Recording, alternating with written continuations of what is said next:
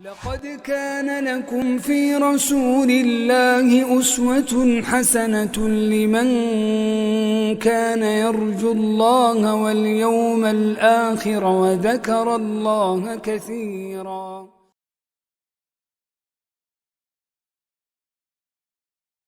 إن الحمد لله نحمده ونستعينه ونستغفره ونعوذ بالله من شرور أنفسنا ومن سيئات أعمالنا من يهد الله فلا مضل له ومن يضلل فلا هادي له وأشهد أن لا إله إلا الله وحده لا شريك له وأشهد أن محمدًا عبده ورسوله صلى الله عليه وسلم تسليمًا كثيرا. يا أيها الذين آمنوا اتقوا الله حق تقاته ولا تموتن إلا وأنتم مسلمون. يا أيها الناس اتقوا ربكم الذي خلقكم من نفس واحدة وخلق منها زوجها وبث منهما رجالا كثيرا ونساء واتقوا الله الذي تساءلون به والأرحام إن الله كان عليكم رقيبا. يا أيها الذين آمنوا اتقوا الله وقولوا قولا سديدا يصلح لكم أعمالكم ويغفر لكم ذنوبكم ومن يطع الله ورسوله فقد فاز فوزا عظيما. أما بعد فإن خير الكلام كلام الله وخير الهدى هدى محمد صلى الله عليه وسلم وشر الأمور محدثاتها وكل محدثة بدعة وكل بدعة ضلالة وكل ضلالة في النار. برادران اسلام، پردہ نشین ماں و بہنوں اور نونہالوں، ہم اللہ کے فضل اور اللہ کے احسان کے ذریعے سے اپنی سیرت النبی کے اپنے دروس میں یہاں تک پہنچ چکے ہیں کہ عمر ابن العاص اور عبداللہ ابن ابی ربیعہ دونوں ناکام نامراد واپس لوٹتے ہیں. وہ پورا جو ایپیسوڈ تھا، وہ پورا جو ساگا تھا، جس میں جعفر ابن ابی طالب رضی اللہ عنہ نے جس طرح کا بیان دیا، جس طرح کی باتیں رکھیں، اور پھر اس کے بعد سورۃ مریم کی جو تلاوت کی، نتیجتاً ہم جانتے ہیں کہ نہ صرف بادشاہ نجاشی رونے لگا بلکہ اس کے سارے منسٹرز، پاسٹرز سب رونے لگے، یہاں تک کہ نہ صرف ان کی داڑیاں بھیگ گئیں بلکہ ان کے سامنے جو مصاحف رکھے تھے وہ بھی بھیگ گئے. اس سے ایک بات یہ بھی سمجھ میں آتی ہے جو قرآن نے کہی ہے، اور کئی اہل تفسیر کا یہ بھی کہنا ہے کہ یہ جو دو آیات جن کی بابت میں ہلکا سا اشارہ دیتے ہوئے چلوں گا، یہ انہی کے ضمن میں نازل ہوئی ہیں. قرآن کہتا ہے سورۃ المائدہ میں، لَتَجِدَنَّ أَشَدَّ النَّاسِ عَدَاوَةً لِلَّذِينَ آمَنُوا الْيَهُودَ وَالَّذِينَ أَشْرَكُوا وَلَتَجِدَنَّ أَقْرَبَهُمْ مَوَدَّةً لِلَّذِينَ آمَنُوا الَّذِينَ قَالُوا إِنَّا نَصَارَى ذَلِكَ بِأَنَّهُمْ قِسِّيسِينَ وَرُهْبَانٌ وَأَنَّهُمْ لَا يَسْتَكْبِرُونَ. پھر اس کے بعد ایک اور آیت آتی ہے immediately after، وَإِذَا سَمِعُوا مَا أُنزِلَ إِلَى الرَّسُولِ تَرَىٰ أَعْيُنَهُمْ تَفِيضُ مِنَ الدَّمْعِ مِمَّا عَرَفُوا مِنَ الْحَقِّ. اس میں تین باتیں بتائی گئی ہیں، حالانکہ باتیں بہت ہیں، ویسے اس میں بہت زبردست جامع آیت ہے، اس آیت ہی پر ایک لمبا درس ہو سکتا ہے، مگر چونکہ میں اشارتاً اس کو رکھ کر کے آگے بڑھنا چاہتا ہوں. اس میں سب سے پہلی بات یہ بتائی گئی ہے کہ مسلمانوں کے سب سے پیٹڈ اینیمیز، سب سے سٹونچ اینیمیز، ایک دم گھٹیا ٹائپ کے دشمن جو ہوتے ہیں وہ یہود. لَتَجِدَنَّ أَشَدَّ النَّاسِ عَدَاوَةً لِلَّذِينَ آمَنُوا الْيَهُودَ وَالَّذِينَ أَشْرَكُوا. دوسرے جو سب سے پیٹڈ اینیمیز ان کے ہوتے ہیں، سب سے خطرناک جو دشمن ہوتے ہیں، وہ جو شرک پر ہیں. ہم جانتے ہیں ہم کن کی بات کر رہے ہیں. اس کے آگے اللہ عز و جل کہتے ہیں وَلَتَجِدَنَّ أَقْرَبَهُمْ مَوَدَّةً لِلَّذِينَ آمَنُوا الَّذِينَ قَالُوا إِنَّا نَصَارَى. اور اسلام سے، مسلمانوں سے سب سے مودت کے ساتھ، محبت کے ساتھ، پیار سے، کمپیشن سے ملنے والے، کمپیشن پسند کرنے والے، مسلمانوں کے ساتھ اچھا لگاؤ رکھنے والے وہ لوگ ہیں جو اپنے آپ کو نصارہ کہتے ہیں، دوسرے معنوں میں کرسچنز ہیں.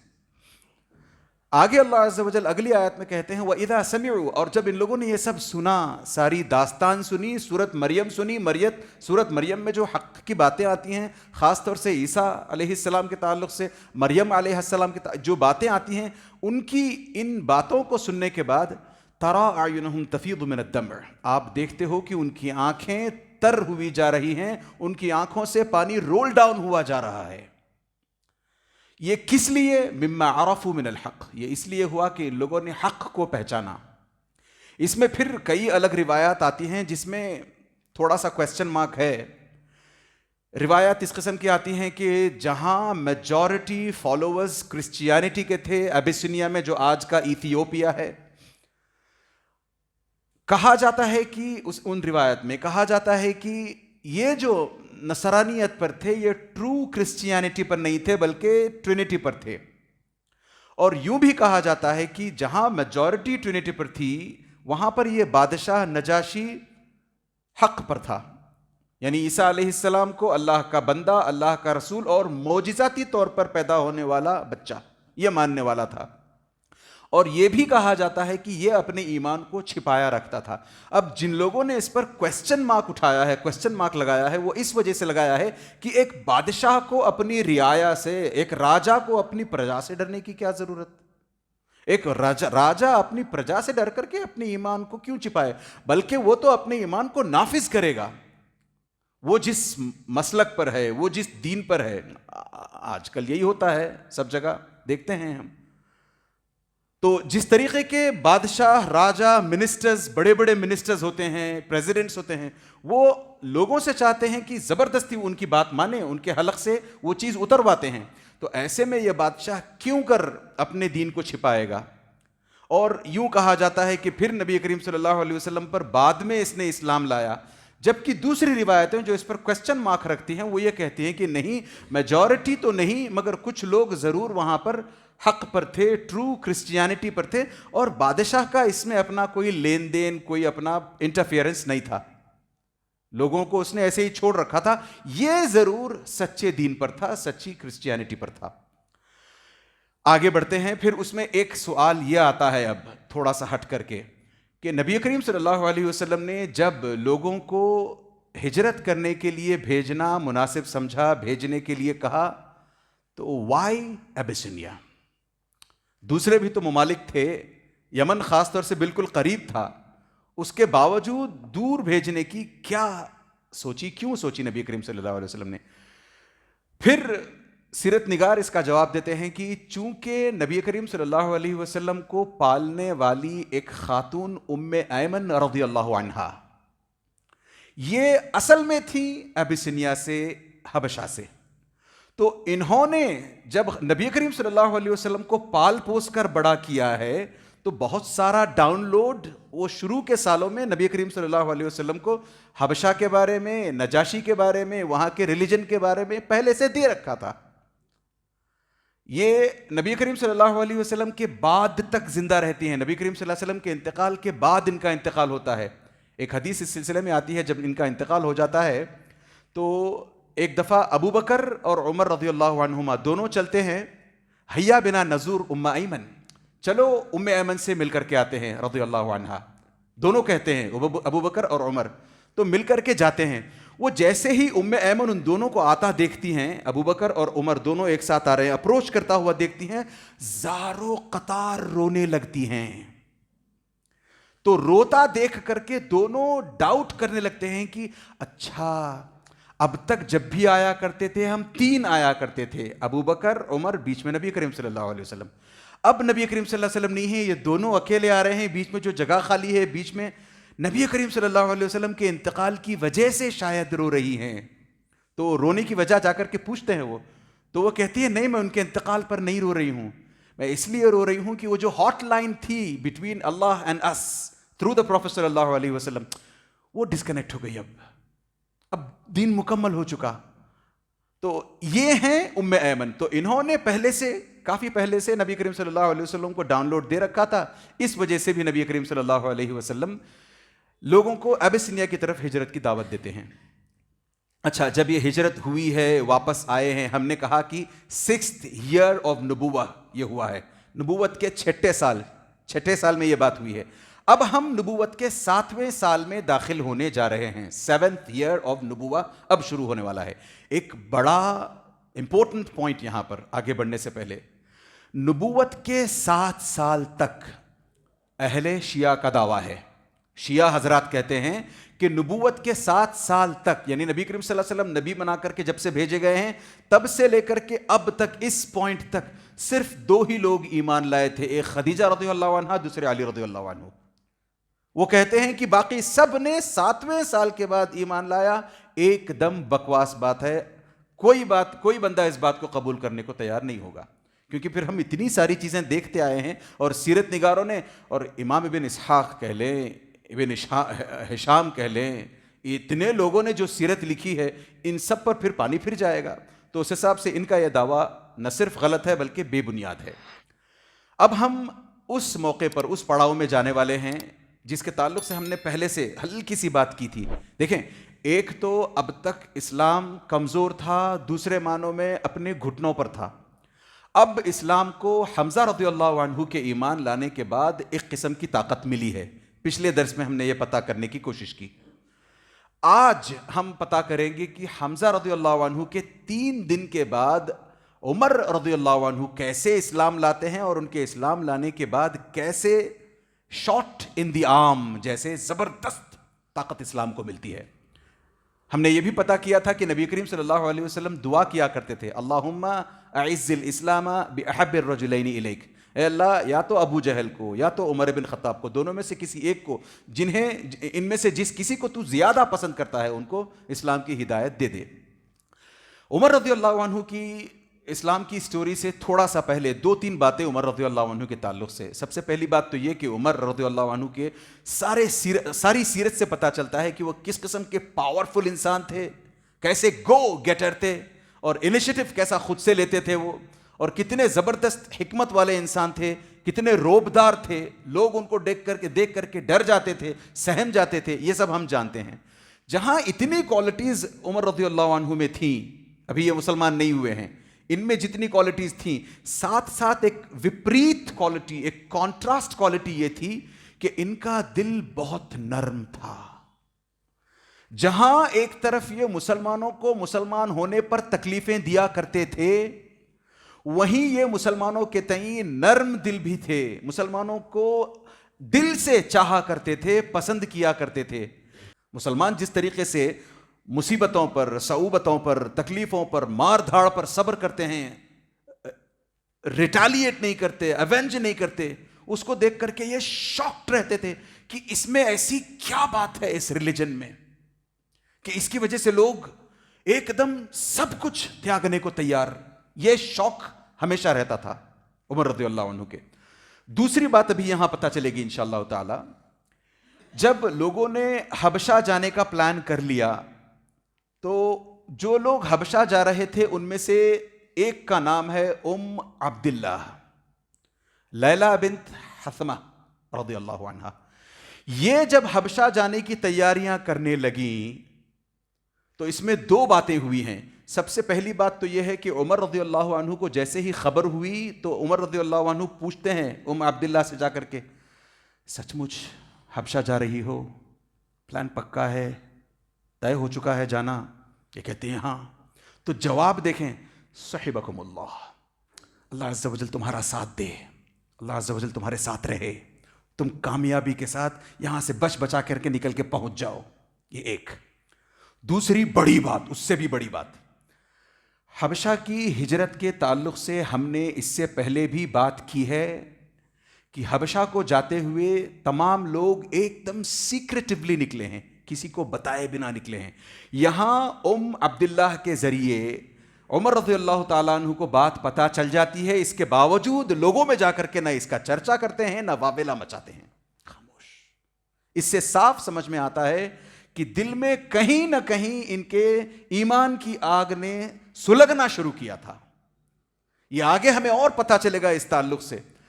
تو ایسے بتانا یہاں پر یہ مقصود ہے کہ اوپر سے کٹھور ہو کر کے کچھ لوگ رہتے ہیں۔ آج بھی ہماری اپنی سوسائٹیز میں اس طریقے سے اوپر سے دکھائی دینے میں کٹھور لوگ دکھائی دیں گے، مگر ان کے دل نرم ہوتے ہیں۔ میں غیر مسلموں کی بات کر رہا ہوں۔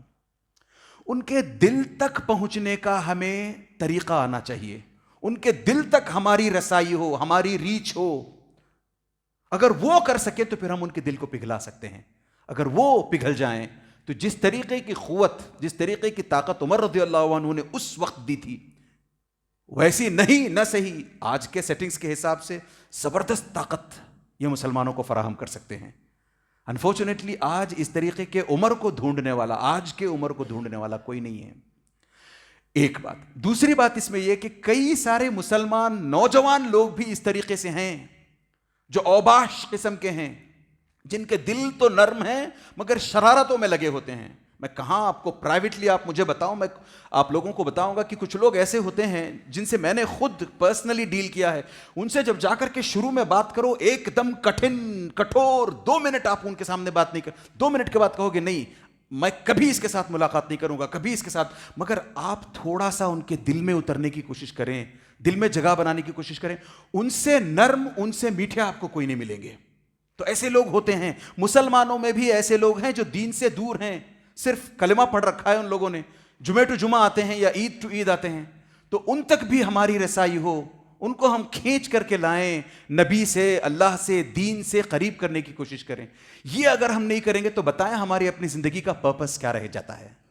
تو اس حساب سے عمر رضی اللہ عنہ پہلی دفعہ، حالانکہ ان کے اسلام لانے کی الگ الگ روایات ہیں، انفارچونیٹلی کسی بھی روایت میں کوئی اوتھینٹسٹی نہیں ہے. مگر مطلب یہ ہے کہ آپ ایسرٹین کر کے نہیں بتا سکتے کہ یہ روایت ان کے اسلام کی بالکل صحیح ہے، نہیں بتا سکتے. ہاں اسلام ضرور لایا ہے. ہاں اس میں یہ بات ضرور ہے کہ اتنے مورخین نے، سیرت لکھنے والے اتنے بڑے بڑے اسٹالورٹس نے اگر لکھی ہے سیرت، یہ باتیں کی ہیں اور سب نے لگ بھگ ایک ہی ٹائپ کی باتیں کی ہیں، تو ظاہر بات ہے کہیں نہ کہیں ٹروتھ ہے اس میں. تو پہلی ان کی سٹوری ایمان لانے کی، 2 سٹوریز میں آپ کے سامنے رکھوں گا ان کے ایمان لانے کی. پہلی سٹوری ان کی یہ ہے ایمان لانے کی کہ ایک دفعہ کا واقعہ ہے کہ وہ رات کے وقت پر شراب کی تلاش میں نکلے ہیں. مکے میں ایک ان کی خاص جگہ ہوتی تھی، جیسے آج بھی ہوتے ہیں نا، جو نوجوان لڑکے ہوتے ہیں ایک خاص جگہ ہوتی ہے، روز شام کو وہاں ملتے ہیں، گرم چائے وائے پیتے ہوئے، گپے ہانکتے ہوئے شام پوری نکالتے ہیں. تو ویسے ان کا یہ عالم تھا کہ ایک جگہ خاص تھی جہاں پر ان کے اپنے شراب پینے والے دوست ہوا کرتے تھے. یہ ان دوستوں تک پہنچنا چاہتے ہیں، جا کر کے دیکھتے ہیں کہ کوئی نہیں ہے وہاں پر. تو پھر کرتے ہیں چلو ٹھیک ہے، شراب میرے دوست نہیں ہے تو نہیں ہے، کم از کم جو شراب بیچتا ہے وہ دکان والا، وہاں تک تو پہنچتا ہوں، وہاں سے شراب تو مل جائے گی کم از کم مجھے.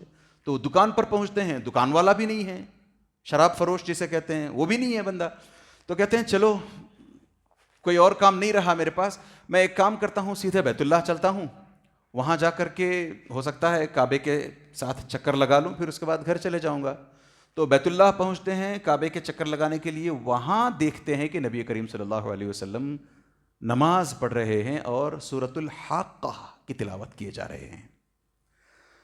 اور یہ ان کی اور نبی کریم صلی اللہ علیہ وسلم کو ایک دوسرے کو پہلے سے لوگ جانتے ہیں اور عمر کے طبیعت کے تعلق سے لوگ واقف ہیں.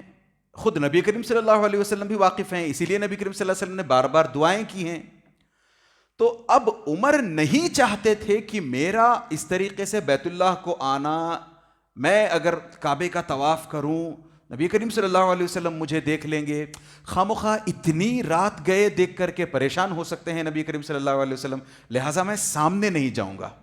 بچتے بچاتے چھپتے چھپاتے میں ایک دم قریب جا کر کے، کیونکہ بڑی میٹھی بڑی پیاری قرآن کی تلاوت کی آواز آ رہی ہے، سننا چاہتا ہوں، تو ایک دم قریب پہنچتے ہیں. مورخین لکھتے ہیں کہ ان کے اور نبی کریم صلی اللہ علیہ وسلم کے بیچ میں بس کعبے کا غلاف رہتا ہے، بس اتنا قریب پہنچ جاتے ہیں پیچھے سے ہوتے ہوئے. نبی کریم صلی اللہ علیہ وسلم تلاوت کیے جا رہے ہیں، دوسرے رکوع میں پہنچتے نبی کریم صلی اللہ علیہ وسلم فلا اقسم بما تبصرون وما لا تبصرون انه لقول رسول کریم. یہ کہتے ہیں کیا زبردست شعر و شاعری ہے، یہ کتنا زبردست شعر کہتا ہے یہ بندہ، پوٹری کتنی اچھی کہتا ہے یہ بندہ. اس کے بعد کی آیت میں نے جہاں روکا اس کے فوراً بعد وما هو بقول شاعر، یہ کسی شاعر کا قول نہیں ہے. ٹھن رک جاتے ہیں، ہاں شاعر کا قول نہیں ہے. اگر یہ شاعر کا قول نہیں ہے تو کہانت کتنی زبردست ہے اس کی، کتنا بہتر کاہن لگتا ہے یہ، اگر شاعر نہیں تو کاہن. اس کے بعد وما هو بقول کاہن، یہ کاہن کا بھی قول نہیں ہے، یہ کاہن بھی ایسا نہیں کہتے. پھر اس کے بعد ٹھٹھر جاتے ہیں، سہم جاتے ہیں، پوری طریقے سے تلاوت سننے لگتے ہیں. جب پوری تلاوت ختم ہو جاتی ہے، یہاں مورخین کہتے ہیں کہ پہلی مرتبہ یہاں اسلام جاگا، عمر رضی اللہ عنہ کے دل میں۔ اب نبی کریم صلی اللہ علیہ وسلم تلاوت سے پھر نماز سے فارغ ہو کر کے اپنے گھر کی طرف جانے لگے ہیں، تو یہ پیچھے پیچھے آہستہ آہستہ نبی کریم صلی اللہ علیہ وسلم کے جاتے ہیں۔ تو آہٹ سن کر کے کچھ دیر بعد نبی کریم صلی اللہ علیہ وسلم پلٹ کر دیکھتے ہیں تو عمر ہیں، کہتے ہیں ما جاء بک یا ابن الخطاب هذه الساعة، اتنی رات گئے تم یہاں کیا کر رہے ہو، تم یہاں کیسے آ گئے اے عمر بن خطاب؟ تو انہوں نے کہا کہ نہیں، اصل میں سورۃ الحاقہ یعنی جو آیات آپ تلاوت کر رہے تھے اس کے بعد جیسے میں کلین بولڈ، مجھے کچھ سمجھ نہیں آ رہا ہے، میں بس آپ پر اس کتاب کو جس نے نازل کیا ہے اس پر اور اس کے کلام پر ایمان لانا چاہتا ہوں۔ تو نبی کریم صلی اللہ علیہ وسلم عمر رضی اللہ عنہ کے سینے پر ہاتھ پھیرتے ہیں، دعا کرتے ہیں اور کہتے ہیں قد ہداک اللہ یا عمر، اللہ عز و جل تمہیں ہدایت دی ہے یا عمر۔ یہ ایک سٹوری ہے۔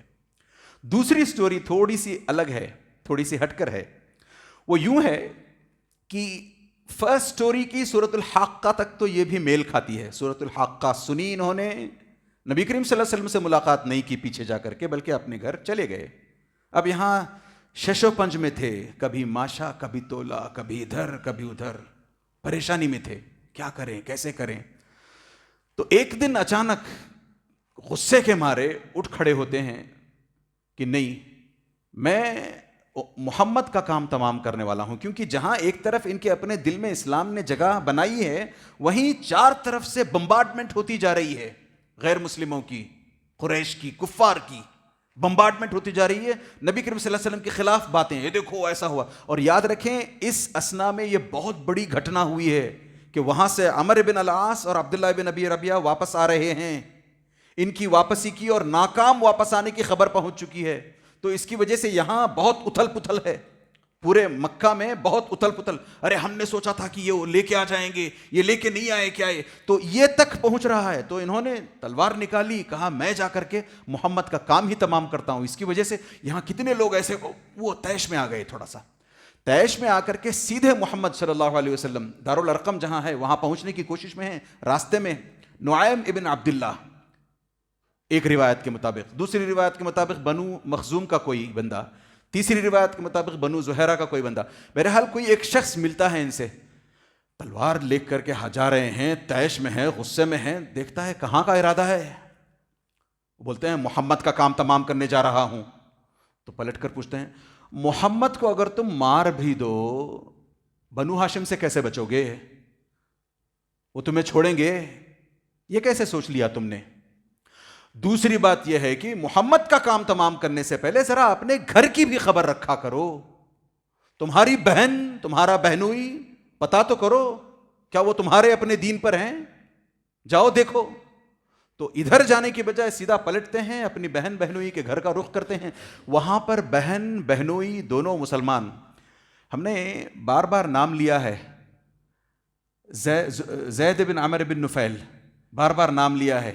ان کے ایک بیٹے سعید ابن زید، یہ عمر رضی اللہ عنہ کی بیٹی کے شوہر یعنی بہنوئی ہیں، یہ عمر رضی اللہ عنہ کی بہن کے شوہر، بہنوئی ہیں یہ ان کے۔ تو یہ گھر پر ہیں اپنے، ان کی اہلیہ یعنی عمر رضی اللہ عنہ کی بہن گھر پر ہیں، اور تیسرے خباب ابن ارت رضی اللہ عنہ یہ بھی گھر پر ہیں۔ خباب ابن ارت جیسے صحابہ کا کام یہ تھا کہ جو بھی لوگ اسلام میں نئے داخل ہوتے ہیں ان کو دین سے وابستگی ان کی ہو، دین سکھلایا جائے، توحید سکھلائی جائے، عقیدہ کیا ہے بتلایا جائے، نماز کے تعلق سے، قرآن کے تعلق سے باتیں رکھی جائیں، یعنی فل فلیجڈ اسلامک ٹریننگ ہوتی تھی۔ دارالارقم میں بھی یہی کام ہوا کرتا تھا، اور کچھ لوگوں کو، خاص طور سے عورتوں کے لیے انتظام یہ تھا کہ گھر پر خباب ابن ارت جیسے صحابہ پہنچ جایا کرتے تھے۔ سیڈلی آج کی تاریخ میں کتنے ایسے نو مسلم ہیں، ریورٹس کتنے ایسے ہیں جو اسلام ہمارے حال چال کو، ہمارے اخلاق کو دیکھ کر کے لے آتے بھی ہیں، تو ان کا پرسان حال کوئی نہیں ہے۔ اسلام لے آتے ہیں، ان کو اکیلے چھوڑ دیا جاتا ہے، ان سے کوئی سروکار نہیں، کوئی ان کو دور جائیں، کوئی ان کو اپنی بچی بیٹی تک دینے کو، بہن تک دینے کو تیار نہیں ہوتا۔ اور ان کی اسلامک ٹریننگ کا الگ، ہمیں سے کوئی اس سلسلے میں رسپانسبلی کام نہیں کرتا کہ ٹھیک ہے اس طریقے سے کچھ لوگ آتے ہیں تو ان کی ٹریننگ کا انتظام کیا جائے. پھر پتہ چلا وہ لوگ یا تو اسلام سے دور ہو جاتے ہیں یا پھر سوڈو اسلام میں چلے جاتے ہیں, یعنی سچے اسلام کو, سلفیت کو چھوڑ کر کے قبر پرستی کی طرف نکل جاتے ہیں, مرید پیر بننے لگتے ہیں اور اس کو صحیح ریلیجن, صحیح اسلام سمجھتے ہیں. ان کا ذمہ دار کون ہے؟ تو یہاں دیکھیں ہر موڑ پر ہمیں سبق ملتا ہے سیرت کی. خباب ابن ارت یہاں بیٹھے سورت طٰہٰ کی تلاوت کیے جا رہے ہیں, قرآن سکھلائے جا رہے ہیں, احکام بتائے جا رہے ہیں, بڑی میٹھی پیاری آواز میں قرات ہو رہی ہے. تو یہ دور سے آتے ہیں, گھر کے آس پاس پہنچتے ہی آواز سنائی دینے لگتی ہے اور اندر والوں کو بھی پتہ چل جاتا ہے کہ کوئی آیا ہے باہر کسی کے آنے کی آہٹ سن کر کے خباب ابن ارت فوراً اندر چھپ جاتے ہیں, گھر کے اندرونی حصے میں جا کر کے چھپ جاتے ہیں. صحیفہ جس میں سورت طٰہٰ لکھی ہوئی ہے بہن وہ چھپا لیتی ہیں. یہ عمر پہنچتے ہیں گھر کے اندر. سب سے پہلا سوال, میں نے کوئی ہلکی سی گنگنانے کی آواز سنی ہے, کون گنگنا رہا تھا؟ یہ انکار کرتے ہیں, نہیں گنگنا کون رہا تھا, کون گنگنا رہا تھا؟ قرآن تو تلاوت کیا جاتا ہے, قرآن کو گنگنا کر تھوڑی. تو انہوں نے کہا نہیں کوئی گنگنا نہیں رہا تھا. نہیں, میں نے آواز سنی ہے اور مجھے یہ بھی پتا چلا ہے کہ تم لوگ بے دین ہو گئے ہو, تم محمد کے دین میں داخل ہو گئے ہو, بتاؤ کیا یہ سچ ہے؟ تو بہنوئی نے کہا تمہیں ایسا کیوں لگتا ہے عمر کہ تمہارا اپنا دین ہی صحیح ہے؟ ہو سکتا ہے کہ تمہارے علاوہ جو دین ہو, فار ایگزامپل اسلام, ہو سکتا ہے وہ صحیح ہو. تم بیٹھ کر سوچتے کیوں نہیں کہ کیسے تمہارا ہی, یہ سوچنا چاہیے. غیر مسلمین تو غیر مسلمین, آج مسلمان الگ الگ مسلکوں میں جو بٹے ہوئے ہیں, ہمارا مسلک ہی صحیح ہے. وہ ایک ٹھپا لگا دیتے ہیں اس پر, آگے سوچ بچار بند. اور کس لیے سوچ بچار بند؟ ارے میرے ماں باپ اس امام کو فالو کیا کرتے تھے, میرے ماں باپ اس مسلک پر تھے, میرے دادا دادی نانا نانی اس مسلک پر تھے. اچانک آج آپ اٹھ کر کے آ کے ایسی باتیں کرتے ہو, میرے ماں باپ بڑے تھے, دادا دادی غلط تھے کیا؟ تو سوچتا نہیں ہے انسان, یہاں پر سوچنے پر ابھارا جا رہا ہے. تو یہ کہتے ہیں, سیرت نگار کہتے ہیں کہ یہ جیسے ہی بہنوئی نے کہا ان کو خوب غصہ آ گیا, اٹھا کر کے ایک لگایا بہنوئی کو, بلکہ چڑھ کر کے خوب مارنے لگے بہنوئی کو. بہن نے بیچ میں جا کر کے دفاع کرنے کی, بچ بچاؤ کرنے کی کوشش کی, چھوڑانے کی کوشش کی. بہن کو بھی زور سے ایک چانٹا مارا ہے. بہن جا کر کے گری ہے, زور سے چانٹا جو لگا ہے یا گری ہے اس کی وجہ سے سر سے خون بہنے لگا بہن کے. فوراً بہن کے سر سے خون بہتا دیکھ کر ایک تو بہنوئی کو چھوڑا, دوسرے بہن کے پاس دوڑے دوڑے آئے. یہ سب چیزیں بتاتی ہیں کہ عمر کا دل بڑا نرم تھا رضی اللہ عنہ. تو فوراً دوڑے دوڑے بہن کے پاس آئے, اٹھا کر بٹھایا, خون وون پوچھنے کی کوشش کی. پھر اس کے بعد کہا ٹھیک ہے میں تمہارے شوہر کی بات سمجھتا ہوں, تم اگر کہتے ہو کہ کوئی اور دین بھی اس سے بہتر ہو سکتا ہے تو تم جو پڑھ رہے تھے وہ دکھاؤ, میں بھی پڑھنا چاہتا ہوں, میں بھی دیکھنا چاہتا ہوں. تو بہن کہتی ہیں اس کے لیے کیا آپ ایک چھوٹا سا کام کریں گے, جائیے غسل کر کے آئیے. تو وہ جاتے ہیں, غسل کر کے فوراً آتے ہیں, صحیفہ ہاتھ میں تھمایا جاتا ہے, سورت طٰہٰ پڑھنے لگتے ہیں, رونے لگتے ہیں, پڑھتے جا رہے ہیں, روتے جا رہے ہیں, پڑھتے جا رہے ہیں, روتے جا رہے ہیں. ہم قرآن پڑھتے ہیں, انفارچونیٹلی عوام تو عوام, کئی ایسے ہم میں سے علماء ہیں, ہم نماز پڑھانے والے کئی ایسے ہیں, ہمیں خود کیا پڑھا جا رہا ہے, ہم خود کیا پڑھا رہے ہیں اس کا علم نہیں. اس کا یہ مطلب نہیں ہے کہ اچھا چلو امام ایسے ہیں تو ہم تو پھر بھی ٹھیک ہیں, نہیں, ہمیں اپنے تئیں سوچنا چاہیے, ہم آگے بڑھ سکتے ہیں. ہماری اپنی پیدائش کا مقصد یہ کتاب قرآن, اس کو اگر ہم نہیں دیکھیں گے, اس کو اگر ہم نہیں کھولیں گے, اس سے ہم سبق, اس میں ہماری کامیابیاں اس کے اندر چھپی ہیں. اس کو پڑھیں گے, اس کے اندر فارمولے لکھے ہوئے ہیں کہ اس دنیا میں بھی کیسے کامیاب ہوا جاتا ہے, آخرت میں بھی کیسے کامیاب ہوا جاتا ہے. فارمولے, اگر کوئی آج کی ڈیٹ میں ایک کوئی سافٹ ویئر ریلیز کرے یا کوئی چھوٹا سا ایپ بنا کر ریلیز کرے جس میں کہے کہ بھئی اس ایپ کی قیمت 10,000 روپیز ہے, آپ اس ایپ کو ڈاؤن لوڈ کرو, 2 دن میں آپ کو جاب ملے گا, ارے لائن لگ جائے گی, ایپ ڈاؤن لوڈ ہونا جام ہو جائے گا ایپ. قرآن میں ہماری اپنی دنیا اور ہماری اپنی آخرت کی کامیابی چھپی ہے. Who cares؟ تو عمر رضی اللہ عنہ زار و قطار رونے لگتے ہیں. پھر جیسے تیسے کر کے اپنے آپ کو سنبھالتے ہیں, اٹھ کر نکل چلتے ہیں وہاں سے. یاد رکھیں جب یہ چلے ہیں تو ہاتھ میں تلوار ہے. بہن کے گھر پہ تو چھوڑیں گے نہیں تلوار. تلوار ضروری چیز ہے, آپ اپنے پاس رکھتے ہو, ایک اوزار ہے یہ, ایک ہتھیار ہے یہ. تو وہ تلوار لے کر کے چلے ہیں. کس نیت سے؟ دل پگھل چکا ہے, ایمان لے آنا چاہتے ہیں. دارالارقم جائیں گے, نبی کریم صلی اللہ علیہ وسلم سے ملاقات کریں گے, ان کے ہاتھ پر ایمان لے آئیں گے. تلوار ہے ہاتھ میں, مگر وہ لے کر کے چلے ہیں. جب نبی کریم صلی اللہ علیہ وسلم کے دارالارقم کے دروازے پر پہنچتے ہیں تو آج کل کے جیسے نہیں ہیں دروازے, آج کل کے دروازوں میں سے بھی بیچ میں سے کہیں نہ کہیں دکھائی دے جاتا ہے. تو اس وقت کے دروازے آپ امیجن کریں تو دروازوں کے بیچ میں جو ہلکے سے سوراخ ہوتے تھے, ہلکی سی جو گیپس ہوتے تھے, اس میں سے لوگوں نے دیکھا ہے جا کر کے یہ سب سے پہلے تو کھٹکھٹاتے ہیں زور سے دروازہ. تو اندر حمزہ رضی اللہ عنہ, ابو بکر رضی اللہ عنہ, علی رضی اللہ عنہ, نبی کریم صلی اللہ علیہ وسلم اور دیگر کچھ صحابہ بیٹھے ہوئے ہیں. تو جیسے ہی دروازے پر کھٹکھٹاہٹ سنتے ہیں, ایک صحابی اٹھ کر کے آتے ہیں, جھانک کر کے دیکھتے ہیں اندر سے, کہتے ہیں, واپس جا کر کہتے ہیں عمر آیا ہے اور ہاتھ میں ننگی تلوار ہے. حمزہ رضی اللہ عنہ اندر بیٹھے جواب دیتے ہیں, عمر بس کھولو دروازہ. اگر وہ خیر کی نیت سے آیا ہے تو اچھی بات ہے, اگر وہ شر کی نیت سے آیا ہے, فساد پھیلانے کی نیت سے آیا ہے, بری نیت سے آیا ہے, تو اس کی تلوار سے اس کا کام تمام کرتے ہیں. یہ تھے حمزہ رضی اللہ عنہ, another powerful man. تو جیسے ہی دروازہ کھولا سیدھے عمر رضی اللہ عنہ اندر آتے ہیں. بات چیت لمبی ہوتی ہے, میں اس کو پھر کہاں پوری سٹوری کہاں بتاؤں, بہت بات چیت ہوتی ہے بیچ میں. تو ایونچولی آ کر کے عمر رضی اللہ عنہ نبی کریم صلی اللہ علیہ وسلم کے ہاتھوں پر ایمان لے آتے ہیں, اسلام لا لیتے ہیں.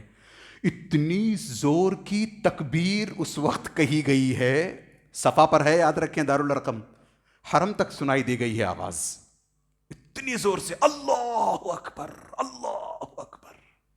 کیونکہ عمر کے ایمان لانے کا مطلب سمجھتے ہیں لوگ, اور خود نبی کریم صلی اللہ علیہ وسلم نے دعائیں کی ہیں, صحابہ جانتے ہیں, صحابہ سے روایت ہے, اللہم اعز الاسلام باحب الرجلین الیک, صحابہ نے یہ روایتیں کی ہیں, تو جانتے ہیں کہ اس طریقے کا واقعہ ہے.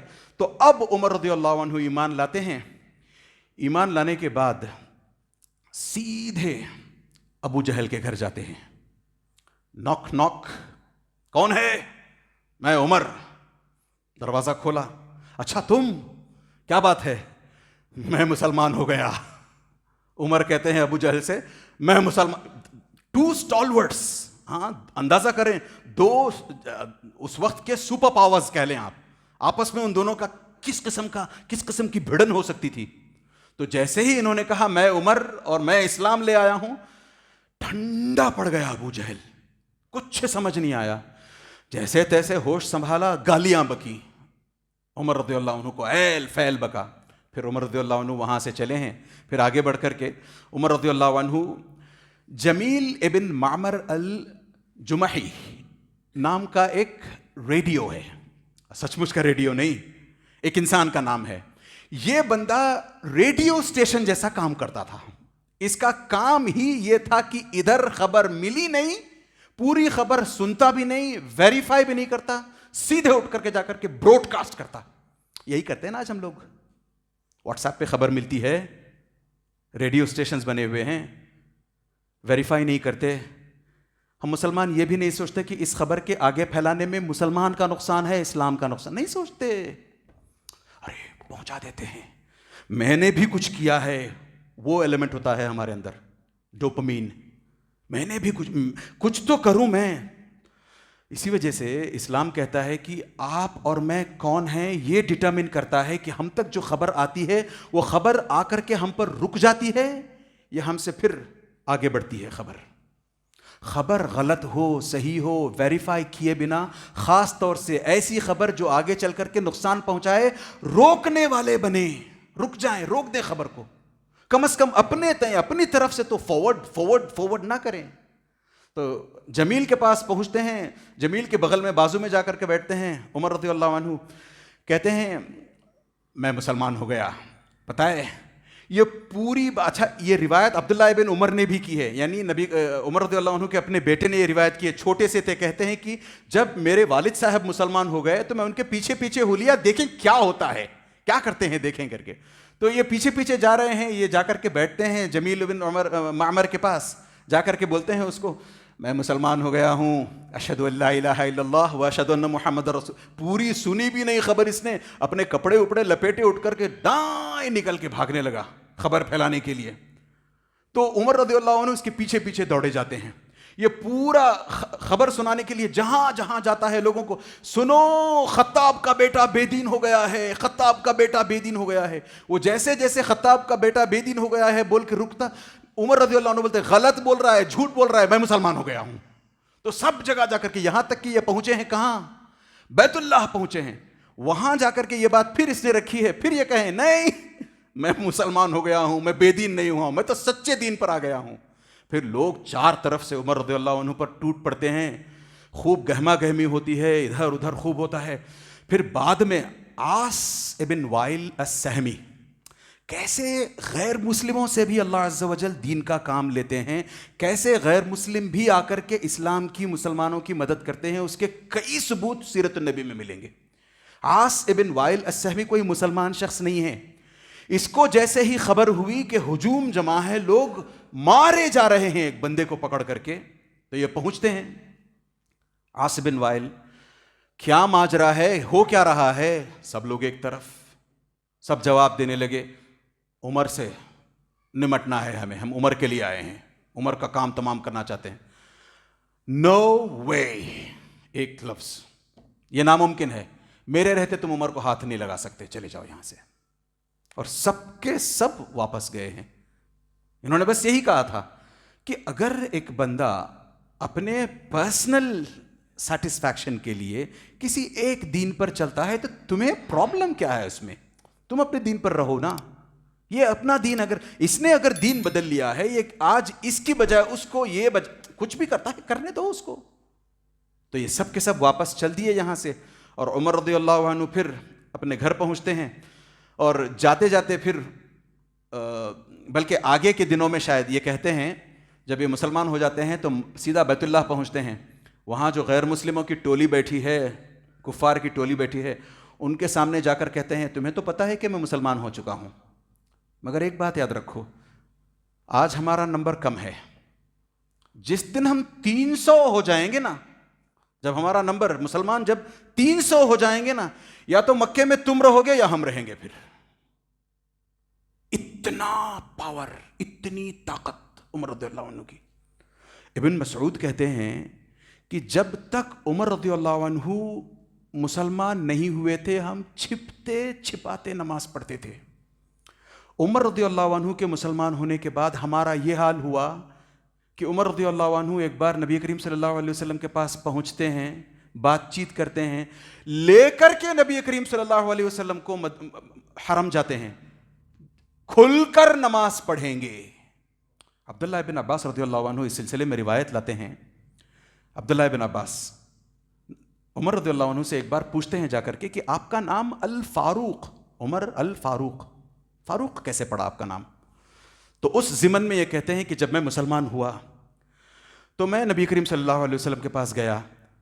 نبی کریم صلی اللہ علیہ وسلم سے جا کر کے میں نے پوچھا کہ یا رسول اللہ، ہم جئیں یا مریں، ایک بات بتائیں، کیا ہم حق پر نہیں ہیں؟ کیا ہمارا دین سچا دین نہیں ہے؟ نبی کریم صلی اللہ علیہ وسلم نے کہا بلا، کیوں نہیں، ہمارا اپنا دین سچا ہے. تو پھر پلٹ کر پوچھتے ہیں تو پھر چھپ چھپ کر نمازیں پڑھنا کیسا، دب دب کر جینا کیسا؟ کھل کر جیئیں گے، بیت اللہ جا کر نمازیں پڑھیں گے. یہ اور حمزہ رضی اللہ عنہ دونوں کے دونوں، کہا جاتا ہے تاریخ کی کتابوں میں آتا ہے کہ 2 روز بنا کر کے چلتے ہیں، ایک رو میں عمر اور سرٹن کمپینینز، ان کے پیچھے حمزہ اور کچھ اور کمپینینز. اس سیرت نگاروں کا بھی بڑا سپرب زبردست معاملہ ہوتا ہے، وہ ہلکی سی باریک سی بات بھی چھوڑتے نہیں ہیں. تو کہتے ہیں کہ جب عمر رضی اللہ عنہ ایک صف میں اور حمزہ رضی اللہ عنہ ایک صف میں کعبۃ اللہ کی طرف، بیت اللہ کی طرف چلے جا رہے ہیں، تو ٹھپ ٹھپ ٹھپ ٹھپ جس طریقے سے قدم اٹھا کے جا رہے ہیں، ہلکی سی گرد و غبار بھی اڑ رہی ہے، ہلکی سی دھول بھی اڑنے لگی ہے ان کے پیروں سے. اب سمجھ میں وہ یعنی وہ فیٹ کے اندر سٹامپنگ جسے کہتے ہیں وہ آ گئی تھی، رپ رپ رپ رپ کر کے جانا. اب ڈر نہیں رہا کسی کا، اب علی اعلان ہوگا، جو بھی ہوگا کھل کر ہوگا. تو یہ تھے عمر رضی اللہ عنہ. ہم نے جانا، ہم نے دیکھا کہ عمر رضی اللہ عنہ کس طریقے سے ایمان لاتے ہیں. اس میں ایک چھوٹا سا پہلو یہاں پر آگے بڑھنے سے پہلے یہ بھی ہے کہ کئی بار ایسا ہوتا ہے کہ گھر کا ایک ویکتی، گھر کا ایک سدسیہ ایمان لے آتا ہے. ہمارے ساتھ ایسا نہیں ہوتا. اللہ کا بڑا فضل ہے کہ ہم مسلمان پیدا ہوئے ہیں.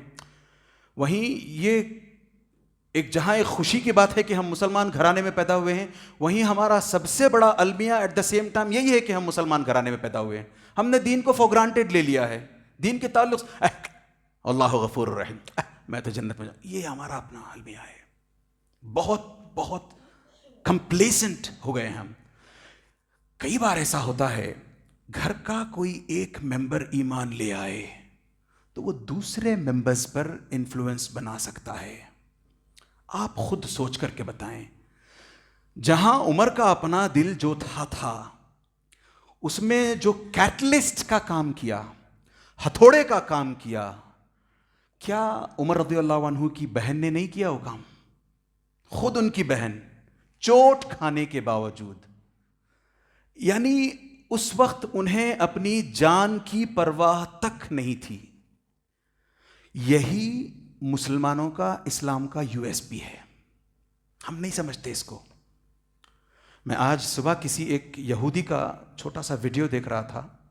وہ یہودی کہتا ہے کہ ہمیں مسلمانوں کی، ہمارا سب سے بڑا دشمن مسلمان ہے اور ہمارا صرف ایک ہی دشمن ہے، وہ مسلمان ہے.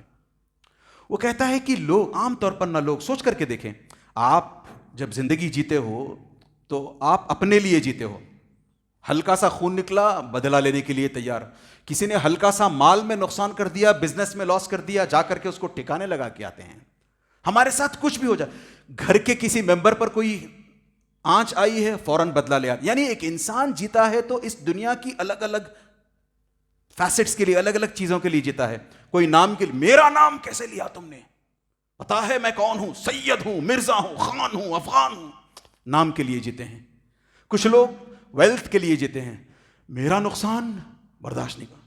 کچھ لوگ گھر پر کسی کو حملہ ہو جائے، گھر پہ کسی کے حملہ کر کے جائے، کوئی کسی کو چھیڑ کر جائے، مسلمانوں کا کیا کریں؟ یہ یہودی کہتا ہے. یہ اپنی زندگی سے تک نہیں پریشان ہوتے، یہ موت کو بھی نہیں ڈرتے.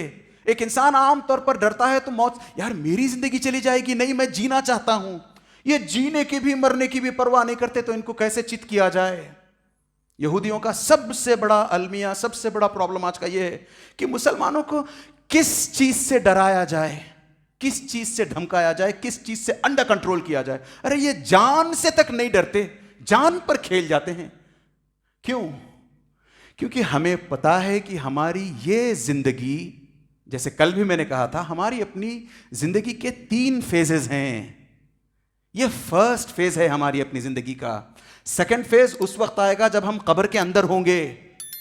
جیسے ہی ہمارے ساتھی گن قبر میں ہمیں دفنانے کے بعد واپس جانے لگیں گے، ان کے جانے کی آہٹ سنیں گے ہم، وہاں سے ہمارا سیکنڈ فیز شروع ہوگا. وہ سیکنڈ فیز پتہ نہیں 100 سال، 200 سال، 1000 سال، 2000 سال، پتہ نہیں کتنے سال چلے گا وہ سیکنڈ فیز.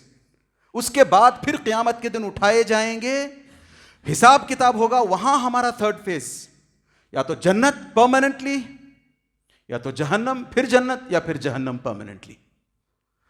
اس کے لیے کیا تیاری ہے، ہمیں اس چیز کا کوئی سروکار نہیں. تو یہاں اتنی ساری جو ڈیولپمنٹس ہوئی ہیں، اب کفار کو لگنے لگا ہے کہ نہیں، بازی ہاتھ سے نکلتی جا رہی ہے. اب تک چھٹ بھیا ایمان لایا کرتے تھے، چٹ پٹ، کوئی بھی یہاں سے، کوئی بھی وہاں سے، ایک غریب، ایک فقیر، ایک ایسا کوئی ایمان لا لیتا. اب ارے بڑے بڑے پاورفل لوگ اسلام لانے لگے ہیں، اس طریقے سے اگر ہم خاموش رہیں گے تو سب کچھ کھو بیٹھیں گے ہم. تو ہمیں کچھ نہ کچھ کرنا ہوگا. اس وقت انہوں نے ڈیسائیڈ کیا سب نے مل کر کے کہ اب ہم ایک ڈیمانڈ رکھیں گے، اس سے نیچے ہٹ کر کے اس ڈیمانڈ سے کسی قسم کا کمپرومائز نہیں کریں گے. اور وہ ڈیمانڈ تھی محمد کا قتل صلی اللہ علیہ وسلم. جس دن نبی کریم صلی اللہ علیہ وسلم کو مار لیں گے اسلام خود بخود ختم ہو جائے گا. سانپ بھی مر جائے لاٹھی بھی نہ ٹوٹے، خون خرابہ نہ ہو سارے مکے میں، ایک آدمی ہے.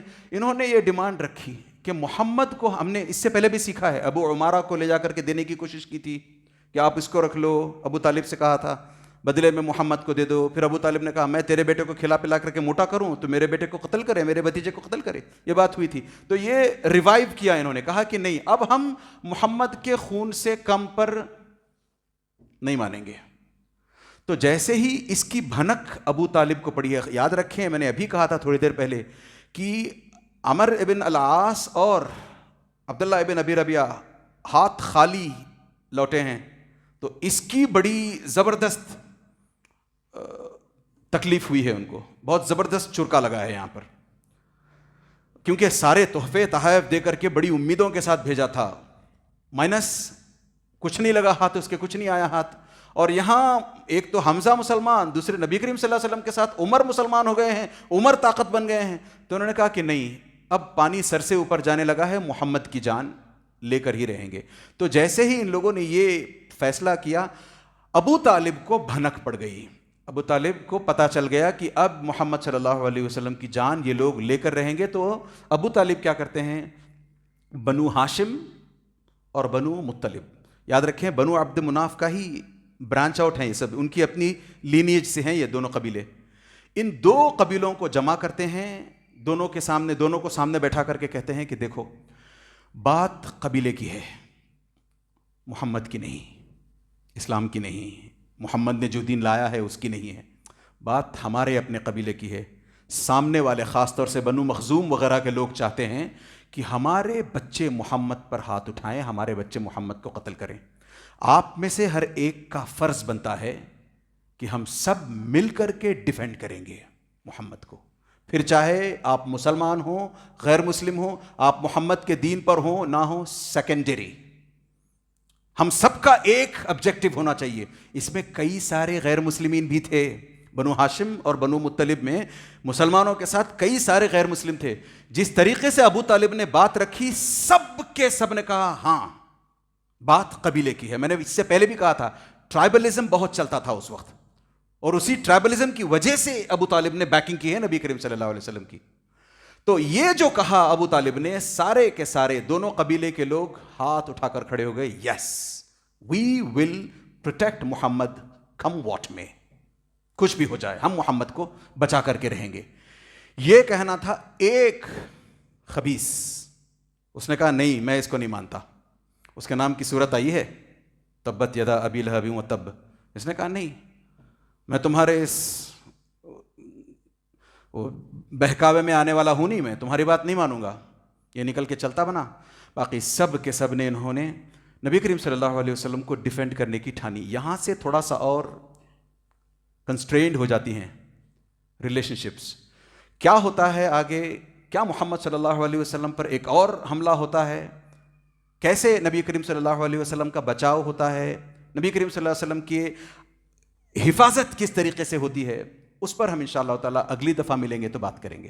اللہ سے دعا کریں کہ اللہ عز و جل ہمیں سیرت النبی کے ذریعے سے دین سے قریب تر ہونے کی توفیق عطا فرمائے. دین پر سچ مچ نبی کریم صلی اللہ علیہ وسلم کے صحابہ نے ہمارے لیے نمونے چھوڑ رکھے ہیں، ان نمونوں کو فالو کرتے ہوئے اپنی زندگی اور آخرت سنوارنے کی توفیق عطا فرمائے.